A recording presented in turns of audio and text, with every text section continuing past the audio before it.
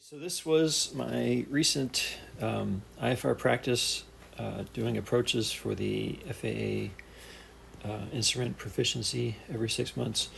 And my plan was to go to a different place I've never been to before, but kind of got curious about it, Burlington, Vermont. And so I just wanted to take off, since it's a simulator, you don't have to fly there. Wanted to take off from Burlington, do a couple approaches in the local area, and call it a day. And as I was looking around at the area, I really didn't realize there is a lot of terrain out there. And I'm going to circle some things here. If this is working, it is. And so you can see out here, 4,300 feet. Here, 4,000 feet. And if we were to back up a little farther, of course, there's the big lake in this area here. There's other places that have high terrain also. You can see the minimum safe altitude is 57. What that means is you got a 4,800 foot peak here. This was surprising to me because I've never been there. And Lake Placid, of course, where the Olympics were a long time ago when I was a kid. Yeah, see, there's just a ton of terrain out there, and I've never been there. So I thought, well, I'd like to go someday, and I figured since it didn't work out for me to go there in the fall this year, I thought at least I'm going to fly the approaches. And with the kind of low-end simulator that we have, the GTX for the Diamond DA40, I figured this would be a good starting point. So this is my plan. You can see the flight plan up here. I can't touch the top of the screen there, but if you look at a drop down I just pulled down, starts with KBTV, that's Burlington. Then I was going to go straight to the Maniff intersection, which was here, except that I didn't realize how close it was to the runway. So pretty much when you get off the departure end, you're already passing by Maniff. So in reality, I just kept going straight by that. And then we went out to Stave, so I took off here, and that was kind of a clumsy line. Let me draw that again. I took off, went straight up to here. I want to do the holding pattern first, so I came in like this and went around, and then came out on the rest of the plan. And then we came down to Wilna, so all the way down like that, and then made the turn in this way to the initial fix at Poro. And I'm going to show you, I'm going to take this off in a second here, take this off and show you the actual approach plate. There we go, take that out of the way. So now you can see a little bit easier. And you can still see the terrain, all the mountains, the minimum safe altitude 65 there, and the 6,000 mandatory altitude here, because you're kind of going in between like a valley, over the top of valley. And then next point, Sildy, and then all these other points all the way in like that. And there's a ton of them because there's so many step down altitudes for, again, here it is, GPS Y. So it's not an ILS, it's a GPS. So what you have to do is using, well, the simulator we have doesn't necessarily fly the glide slope, which is not really how you say it for GPS. It's a different term, but I'm not going to get into that. You have to fly the step down altitude, so I had to program every single one in. Started at 6, then within 8.2 miles you come down to 4,600, and then 2.7 miles down to 39, 5 miles 2120, and another 2.2 miles to 1320, another 1.1 down to 940, and then the minimum altitude you can descend is here, 740, and that brings you to 406 feet above the ground. A lot of step downs. I had to program all that stuff in as I was going down, so a lot of knob turning and all that stuff to set up the G1000 GPS. But so I did that. Now I want to back up to here because when I first took off on this flight, I went straight out to Stave. I wanted to do the holding pattern there first because I wanted to get holding patterns in for IFR practice. And of course, using the GPS, it's kind of easy to do that because it already programs in for you. If you look down, okay, if you did the missed approach, here's what it looks like. If you did the missed approach off this, but I wanted to do it in reverse order here. I'd be coming in from this angle here, like that, and what we'd have to do is either fly a parallel entry like this, which I did not want to do. I wanted to fly the teardrop entries, so you turn left to 100, I'm sorry, let me back that up, 296 degrees. So you fly a left 296, 30 degrees is what it amounts to. Then you come back in here, and then you fly that whole thing around again, and then you depart. Now that was my plan, and that's what I did. Only thing is flying the GPS, because there's such a sharp turn up here, it programmed a turn right back here.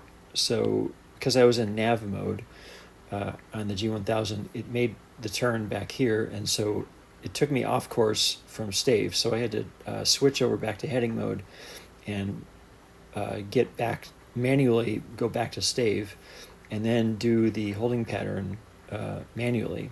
It wasn't a problem. I've actually done it before. It's not hard. Of course, it's in a simulator. And here it's a 4-mile pattern. It's not a 1-minute pattern, a 4-mile pattern. So everything worked out fine, got up to 6,000, made all the turns after that little situation there. And then I did all this stuff you can see here. It came in through what I said, Poro down here, and then Sildy, and then every single waypoint, all the way down, all those step downs, and the landing came out fine. So I think if I scroll down here, okay, you can see the bottom of the screen where I'm changing the picture. Okay, you can see what it looks like. If I scroll in farther, where is it? Okay, this actually brings you to a 20-degree offset from the runway. Okay, here we go. Okay, this is getting a little cluttered, so let me see if I can get some stuff out of the way and show you what I'm trying to say here. Okay, first of all, look at the picture right here. Okay, and what I'm trying to show you is that this is a GPS approach, not an ILS. So it takes you in, here's the runway. That's the runway heading right there. That's 330 degrees magnetic that way. But your approach path is in here. This is your approach path. So you come in, just like it shows in the picture, at a 20-degree offset. You just have to know that's what it looks like when you're about to land. And so it's not a problem to make that little turn there. It's actually pretty easy. Okay, let me clear that out of the way again, bring this back up, and let's see. This also shows you, on the right side, also shows you the same thing as, if you look, all these step downs that I showed you. On the right side, you can see all the same Poro, Sildy, Fogmo. It shows you the altitude you have to be at and the distance between each waypoint. And then you come all the way down to the bottom, and 740 feet mean sea level, which is 406 feet above the ground. Okay, so that's what I did in the first one. Then I got to come back up here to change this to show you what I did the second time. The procedure here, I'm going to switch that on the approach procedure. See, we originally had the one that's checked right here in the middle. I can't point to it. I don't have a pointer here on the screen to record.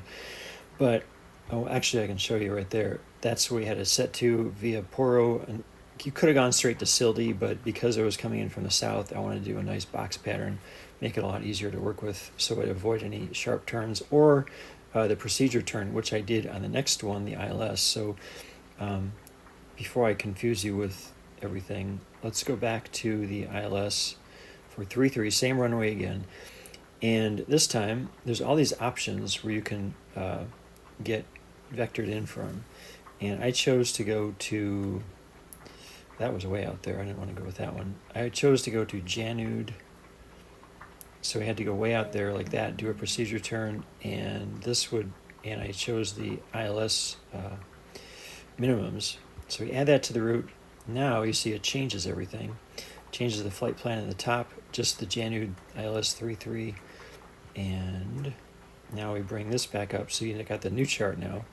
So now when I took off from, after I did the GPS for 3-3, I took off from here and did a left turn like that. Didn't go all the way to do the the holding pattern at stave again.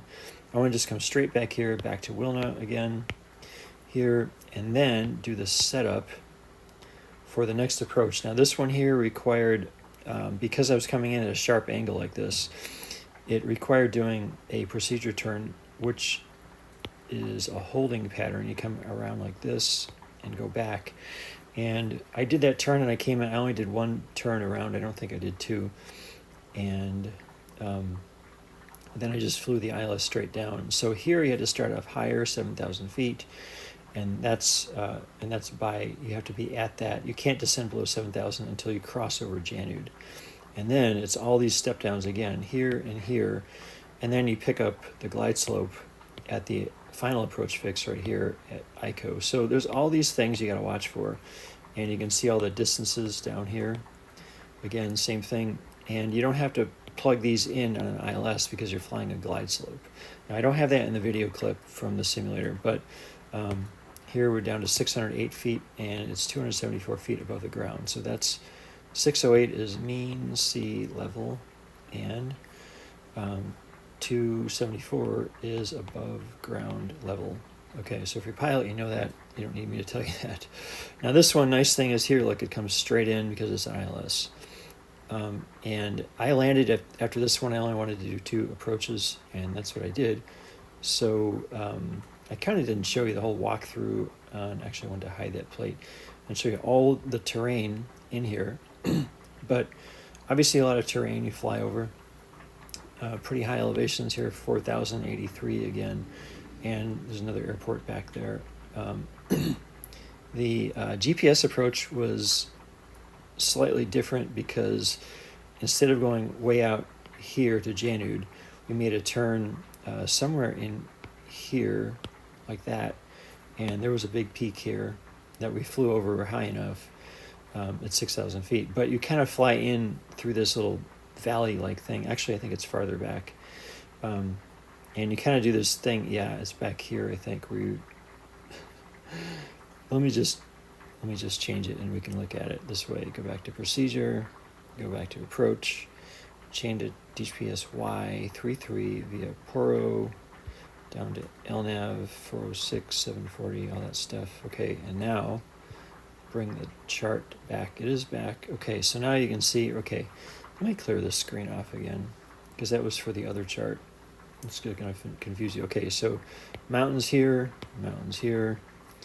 here, here. So you're flying in this way, like up over the valley like that, and then you make that turn this way, and you kind of fly through a valley. And you can't really see much of that in the sim. I do have a very short video clip today. You can't really see that much, but gave you the idea because I kind of didn't want to get too distracted doing that and trying to fly the approach because I'm supposed to be practicing, not shooting video.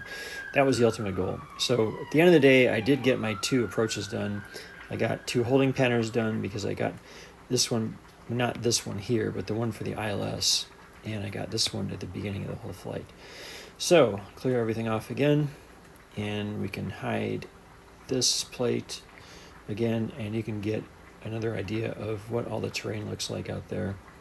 And I think I forgot to show you this across here because I kind of wanted to know, since I'm flying out to stave, how far over water am I going with, of course, a single engine airplane? Well, you can see right here, it's 9.4 miles wide, so about 6 miles from the east and about, it looks like about 2 from the west, depending on how you come in on this thing. Anyway, 7 versus 2.4, just an approximate, but just wanted to show you that because I wanted to know how, if I'm flying over water in a single engine and I'm climbing up, you always got to think about, okay, so what if something happened? What if you had an engine out on takeoff and you want to know, so where are you gonna be landing? And let me get that off there. And so I thought, well, okay, if something happened along the way, this all yellow area is city or town. I don't want to land there. This here, if you had to turn right, it depends on wind also. Well, there's a lot of land here. I don't know anything about it. There's a roadway and all that kind of stuff. Or if the wind's from the west, you're gonna have to watch how far you can glide to the west. Probably just gonna go straight to the north to this area here and look for big field if they have any, because like I say, a lot of trees, a lot of mountains, although more flat in this area, of course, but I'm just saying in general, you want to think about where you're going to land. And so I was thinking about that on the takeoff. When I used to be a CFI, I taught students taking off over the ocean in Florida and then landing back over the bay. And I did that at night. I taught them at night. And first time you do a takeoff in a little Cessna without G1000s, the old gauges, and I had a really old one. It was a 1956 Cessna that they had me teaching in. I think because I was the newest instructor, and they put me in the worst, well, the oldest airplane. It flew fine, but it was old. Taking off over the water at night, you can't see, there's no differentiation between the sky and the ocean. And you took off right over that. So I kind of like made sure my students were watching the gauges, not looking outside. It can get a little scary when you haven't done that before. So anyway, okay, so I was kind of remembering that as I was doing this whole procedure here, even though it was instrument only on a simulator, not in real life. Like I said, I wanted to do this in real life at some point. So also, by the way, that's a great time to say that if you are going to go someplace new and you have access to a simulator, like an FAA approved one, the GTX that I have at the flight school I go to, then that's great because you get a really good idea of what the procedure is like before you actually get there. So that's really what this was about. I figured I didn't get a chance to go there in the last month for real. So this was me planning ahead of time for hopefully a day when I will get to go out there, definitely in the fall season with all the leaves. I really wanted to see that. And I wanted to see the terrain because I haven't seen terrain that high on the east coast of the U.S. I've seen it in Colorado, of course, and the mountains out there, but I've never seen anything like that, even though the altitude is only up, not even getting close to 5,000 instead of like 14,000 in Colorado. But, out east, I just wanted to see what that looked like. So haven't been there yet, but it's very high on my list of places to go now. So anyway, that's pretty much what I did, and I figured I'd make this little video to just show friends and family, and nothing more to it than that. So, okay.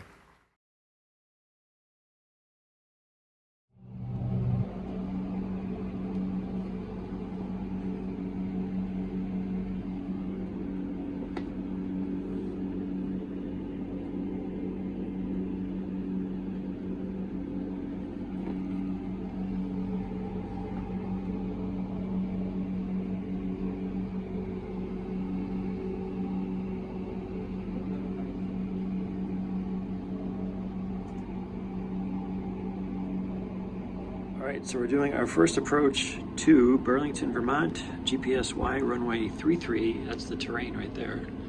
Very mountainous. I've never been there, but I really want to go sometime, hopefully soon. I don't know if that's going to work out.